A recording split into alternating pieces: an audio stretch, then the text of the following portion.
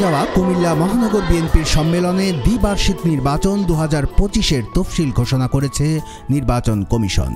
19 ফেব্রুয়ারি বুধবার কুমিল্লা আইনজীবী সমিতির কক্ষে এই তফসিল ঘোষণা করেন বিএনপির 5 সদস্যের নির্বাচন কমিশন।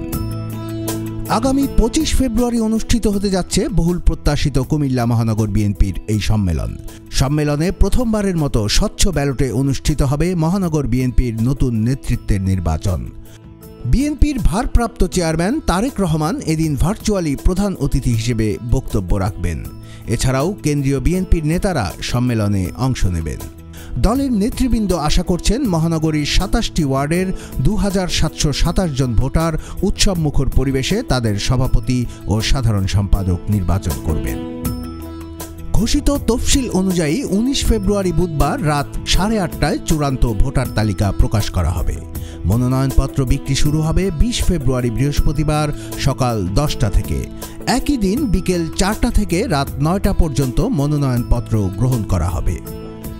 21 ফেব্রুয়ারি শুক্রবার সকাল 10:30টা থেকে দুপুর 1টা পর্যন্ত মনোনয়নপত্র যাচাই বাছাই চলবে। মনোনয়নপত্র প্রত্যাহারের শেষ সময় 22 ফেব্রুয়ারি শনিবার দুপুর 1টা পর্যন্ত। চূড়ান্ত প্রার্থী তালিকা প্রকাশ করা হবে 23 ফেব্রুয়ারি রবিবার সকাল 10টায়। প্রার্থীদের মাঝে প্রতীক বরাদ্দ দেয়া হবে 24 ফেব্রুয়ারি সকাল 11টায়। নির্বাচনের ভোট গ্রহণ অনুষ্ঠিত হবে 25 ফেব্রুয়ারি সকাল 9টা থেকে বিকেল 5টা পর্যন্ত। এর মাঝে দুপুর 1:15 থেকে 1:45 পর্যন্ত মধ্যাহ্ন বিরতি রয়েছে। নির্বাচন কমিশনের পক্ষ থেকে বিশেষ নির্দেশনায় বলা হয়েছে 19 ফেব্রুয়ারি চূড়ান্তভাবে প্রকাশিত ভোটার তালিকার অন্তর্ভুক্ত ভোটারগণ, প্রস্তাবকারী ও সমর্থনকারীরাও প্রার্থী হতে পারবেন, তবে একই প্রার্থী একাধিক পদে প্রার্থী হতে পারবেন না। নির্বাচন পরিচালনার জন্য অ্যাডভোকেট আলী আক্কাসকে প্রধান করে 5 সদস্য বিশিষ্ট কমিশন গঠন করা হয়েছে।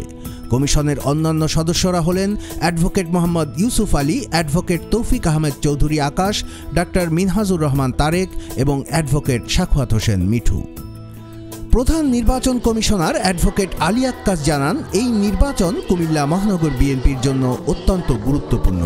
প্রথমবারের মতো স্বচ্ছ ব্যালটে ভোট হওয়ায় তৃণমূল নেতাকর্মীদের মাঝে উৎসাহের মাত্রাও বেশি। কুমিল্লার কাগজ নিউজ ডেস্ক।